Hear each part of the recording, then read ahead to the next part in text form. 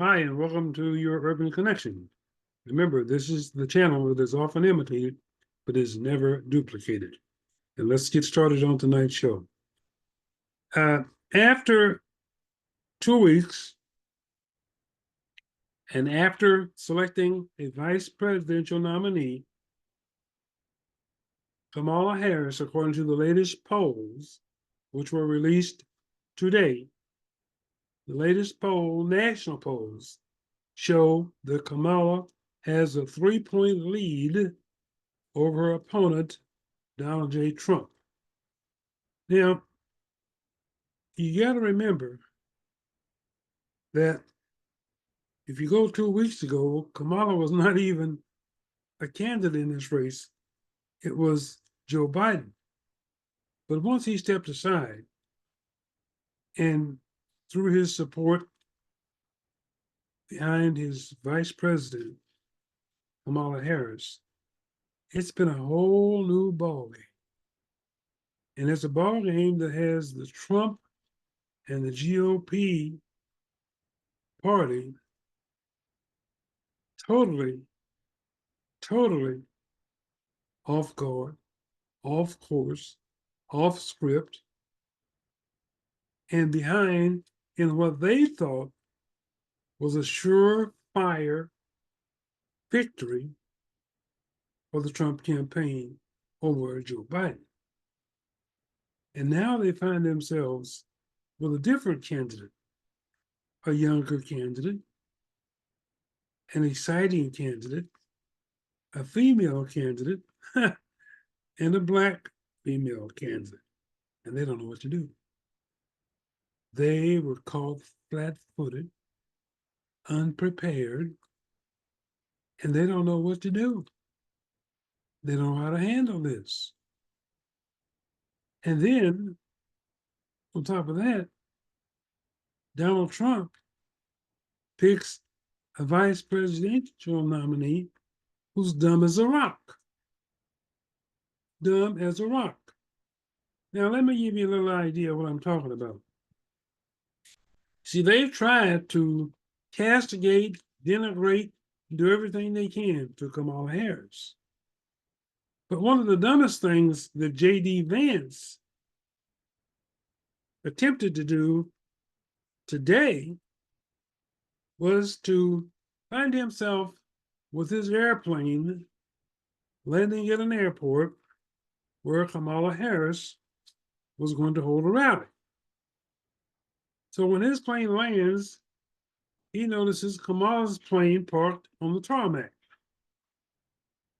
Now, the door had not been opened, but he has an entourage of reporters traveling with him, and he's going to be cute and a smart aleck and pull a fast one on Kamala, he thought.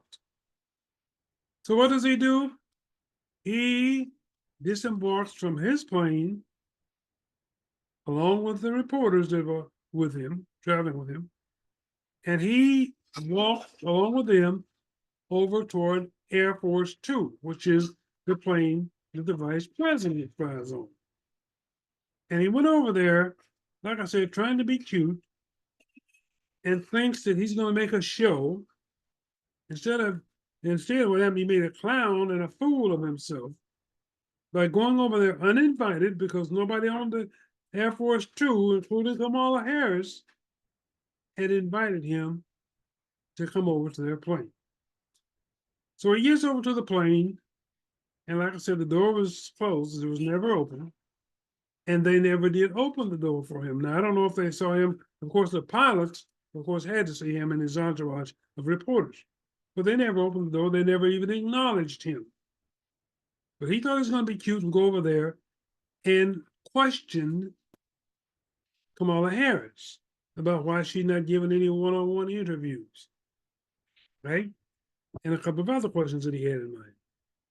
Only to look like a fool and make a fool of himself in front of those reporters and have to walk back to his own plane, okay, without ever having confronted Kamala Harris.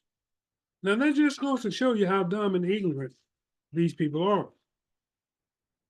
And did he really think that Kamala had an obligation to oblige him just because he was fool enough to walk over to her plane uninvited?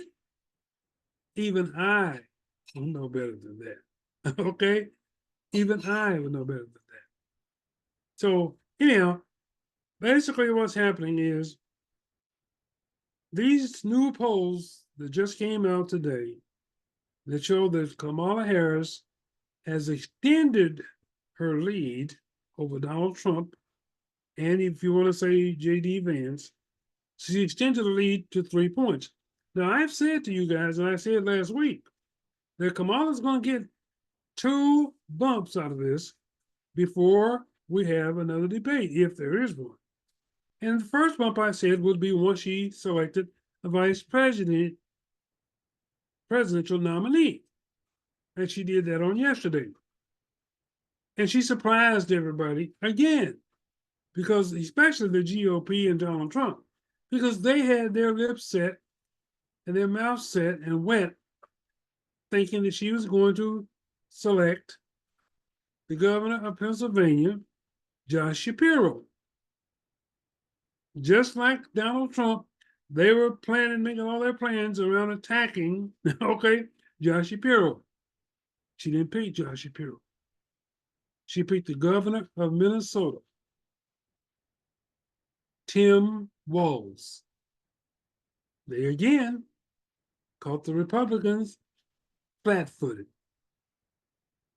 Now, they didn't know how to handle Kamala. They thought they were going to be running against Joe Biden. They had their game plan all built around Joe Biden. They thought they had a sure thing.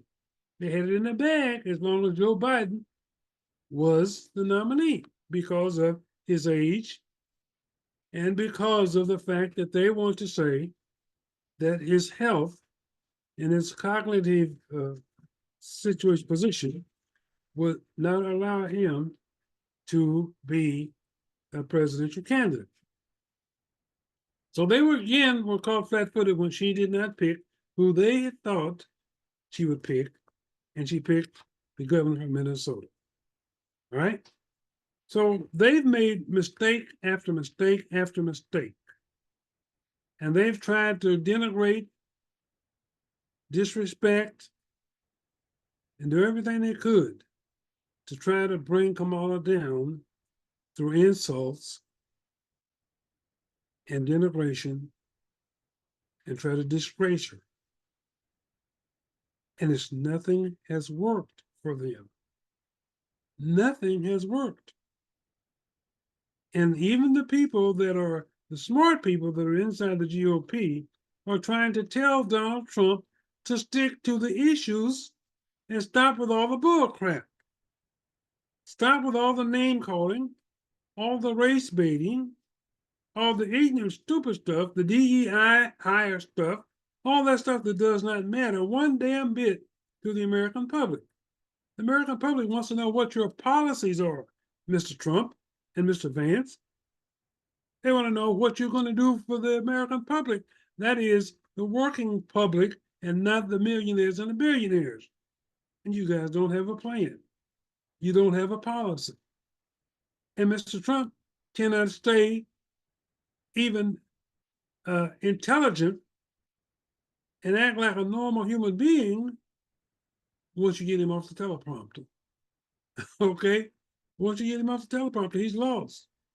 So therefore, they find themselves at this stage, and the second bump that Kamala's going to get is going to be about 3 weeks from now when they have the Democratic National Convention. Now, when that happens, and Kamala and her vice presidential nominee attend that Democratic convention and hear from all those exciting delegates and excited and exciting delegates, and then hear from the nominee and her running mate, they will leave that convention with another bump. So I'm predicting that they will leave this convention with at least a 5-point lead on their opposition. Now, if Mr. Trump and Mr. Vance keep on talking and talking incoherently and trying to insult and denigrate and disrespect this woman, that lead might go to 7 or 9 or maybe even 10 points because they're making it easy for her. And let me just tell you, let's talk about a debate. A debate that Mr. Trump is he's 1 minute he's for a debate, the next minute he's not. 1 minute he wants to do a debate with Fox News only. The next minute now he's talking about the fact that he might have to compromise. Okay, well, he really doesn't want to debate Kamala Harris. It's so interesting that he was so willing to debate Joe Biden anytime, any place, anywhere. Just name the place, Joe Biden.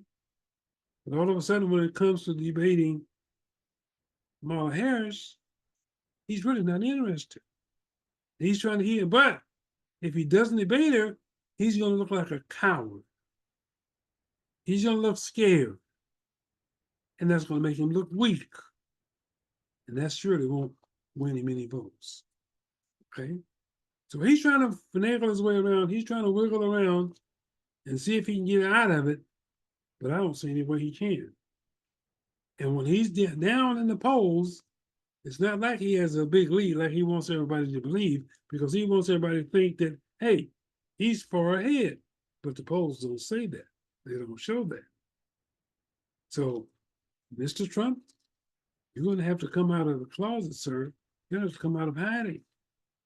As Kamala said, the things you want to say them to her face, sir. That's what you have to do. And he's not willing to do that. Now, I want to talk about one other thing. About a month, maybe 6 weeks ago, I want you all to remember a name that was in the news, and it was an immigrant from Colombia,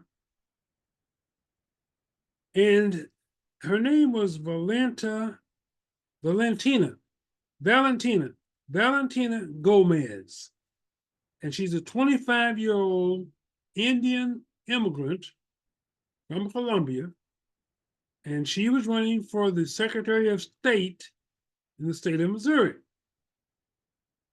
Now, she made the news by stating that Black Americans should leave the United States if they didn't like the country.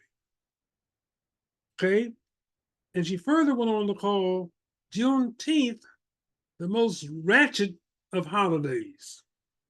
Now, can you imagine someone coming to this country and having the audacity and the nerve to tell American-born Black people to leave a country that she has immigrated to? Well, number one, you can chalk it up to her age. She's young and she's dumb. Okay?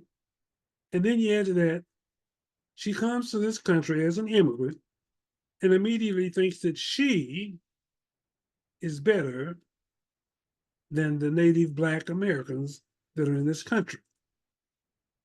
And she thinks she's catering to Donald Trump and his racist group by saying such ignorant things as telling us to go leave our country. Now, she's not going to tell us to leave our country if we don't like the country.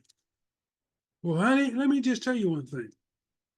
Even though you're young, you're dumb, and you're naive, you've got an awful lot to learn.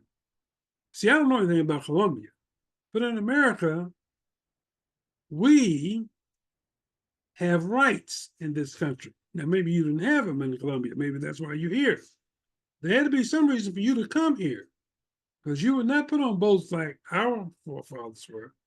You came here voluntarily.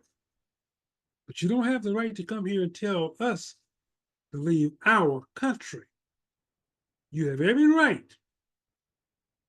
If you don't like how we feel about our country, you have every right to get on the same plane, same train, same boat, whatever, that brought you a little hot, you know what, over here, to take you right back over there.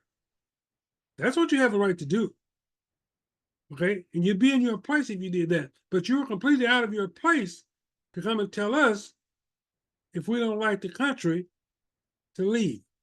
To hell with you. Now, I told you that you can kiss and lick the boots of Donald Trump, but I told you at the time, with or without Trump's endorsement, you would never, ever be the Secretary of State in the state of Missouri. Okay? And guess what? The election was yesterday on Tuesday, and this dumb, naive, ignorant, racist immigrant came in sixth out of an 8-man race.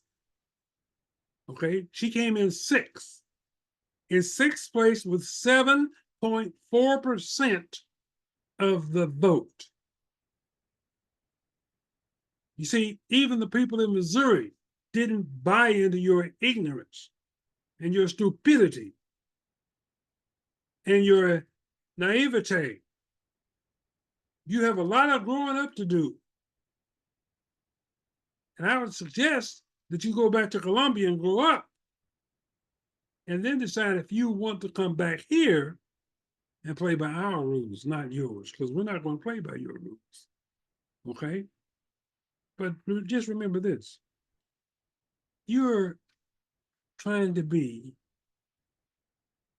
a GOP, a Republican, and trying to fit in somewhere that you're not ever going to fit in.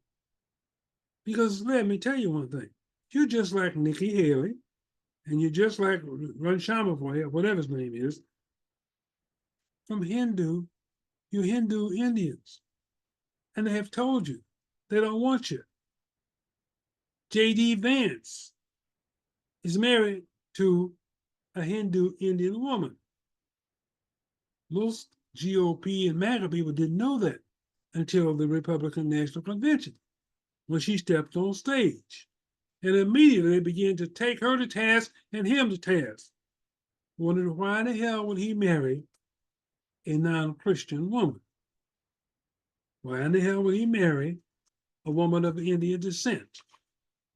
Why is it you people have such a hard time understanding when and where you're not wanted? See, we understand that. We're not like you, okay? We know what our situation is. But you're too dumb to understand what they're trying to tell you. So you get 7% of a vote. Let me just tell you one thing, Ms. Gomez. I have a 3-month-old granddaughter that could get more than 7% of the vote in Missouri. And yet you're here licking the boots, trying to kiss up to and suck up to Donald J. Trump, and it didn't happen. You see, I told you, you wouldn't get the endorsement of Donald Trump. And I told you, even with it, or without it, you would never be the Secretary of State. So stay in your lane, ma'am, okay? And if you find it difficult to stay in your lane, you can always leave. I mean, Columbia is still there. You still have a place. You can go back. I think they will accept you. I'm not sure. But what I'm unsure of is whether or not you even have a green card. Whether you're not, I don't even know if you're a legal immigrant or an illegal immigrant. But it doesn't make any difference. You, as an immigrant, legal or illegal, don't have the right to come to America and tell American-born and raised Blacks that they can leave their country while you stay here and enjoy being scapegoated being discriminated against by the very people that you think you fit in with. Grow up, honey. Grow up. Okay? You know, but this is just one of the things that happens when these foreigners, these immigrants come to this country and they think that they all of a sudden are entitled to positions of authority over Black people. They think they fit in because they now have been allowed to immigrate to America, that they are better than Black people. But let me tell you one thing, honey. You have an awful lot to learn. And not only you, but a lot of people that are older than you, that are more mature than you, but they're no smarter than you because they still don't understand. They're not wanted. Okay? They're tolerated, but they're not wanted. Okay, yeah. I want to talk about one other thing right quick. Cory Bush, a member of the squad, Black representative from St. Louis, Missouri, well, from the state of Missouri, I guess, from St. Louis, she lost in her primary election on yesterday. She was a target because she was outspoken. She was outspoken and didn't bite her tongue. She knew where she stood, and she let others know where they stood. And you know, some people cannot stand that from what they want to describe as an angry Black woman. So they had a target off for her, okay? And she lost in her primary yesterday. But I want to take my hats off to Cory Bush because I had nothing that I appreciate more than a person of color who's in an elected position that doesn't lay down and let them walk all over you. A person of color that commands and demands respect with little regard to popularity. Because to be popular, all you have to do is keep your mouth shut. To be respected, you have to open your mouth and use your voice. And that's what she did. Now, she's not popular with them, but she's respected. Okay? And that's what so many of us don't have. We believe in being popular with people that are holding their foot on your neck. And you're too damn afraid to ask them to take their foot off your neck. You're afraid of being ostracized. But you will never be respected. Cory Bush is respected. More of you people need to take heed and demand and command some respect and stop letting bigots, racists, DIRs, and for those of you that are new to this show, DIR stands for dumb, ignorant racist. And most of those people find themselves wearing the synonym DEI. They use that. Diversity, equity, and inclusion. They're against that. But they are, in effect, DIRs, dumb, ignorant racists. Call them for who and what they are, but be able to recognize them when you see them. Okay? And most of those are members of MAGA. Okay? Not all, most of them are members of MAGA. Okay? Know them when you see them. Call them out when you see them. Use your voice, your God-given voice. Don't hide, don't run, don't be scared. God gave you a voice and a brain. He expects you Use both of them. And if you don't, you will never be respected by the oppressor. Okay, that's my show for this evening, and thanks for watching. We'll see you next time.